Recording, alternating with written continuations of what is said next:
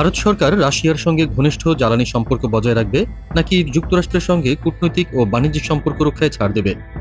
ভারতের জ্বালানি নীতিতে বড় ধাক্কা এসেছে যুক্তরাষ্ট্রের প্রেসিডেন্ট ডোনাল্ড ট্রাম্পের নতুন শুল্ক নীতির কারণে। কয়েক বছর ধরে রাশিয়া থেকে সস্তায় অপরিশোধিত তেল আমদানি করে বৈদেশিক মুদ্রা সাশ্রয় করছিল ভারত। বিশেষত ইউক্রেন যুদ্ধের পর পশ্চিমা নিষেধাজ্ঞার সুযোগে রাশিয়া থেকে ভারতের তেল আমদানি বেড়ে দাঁড়ায় মোট প্রয়োজনের প্রায় 40%। কিন্তু ট্রাম্প প্রশাসন সম্প্রতি ভারতীয় রপ্তানি পণ্যের ওপর যে উচ্চ শুল্ক আরোপ করেছে তা কার্যত এই সাশ্রয়ের সুবিধা মুছে দিচ্ছে। বিশেষজ্ঞদের মতে, রাশিয়া থেকে সস্তায় তেল এনে ভারত কিছুটা মুদ্রাস্ফীতি নিয়ন্ত্রণে রাখতে পেরেছিল, কিন্তু যুক্তরাষ্ট্রে রপ্তানি আয়ের ক্ষতি হওয়ায় সেই সুবিধা কার্যত শূন্যে ঠেকছে।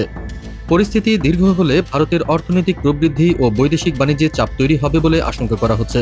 সরকারও দ্বিধায় পড়েছে, রাশিয়ার সঙ্গে ঘনিষ্ঠ জ্বালানি সম্পর্ক বজায় রাখবে নাকি যুক্তরাষ্ট্রের সঙ্গে কূটনৈতিক ও বাণিজ্যিক সম্পর্ক রক্ষায় ছাড় দেবে। বিশ্লেষকরা বলছেন, বিশ্বের তৃতীয় বৃহত্তম তেল আমদানিকারক দেশ হিসেবে ভারতের নীতি বৈশ্বিক বাজারেও প্রভাব ফেলবে। ফলে ট্রাম্পের শুল্ক নীতি শুধু ভারতের নয়, বৈশ্বিক জ্বালানি খাতের জন্য নতুন অনিশ্চয়তা তৈরি করেছে।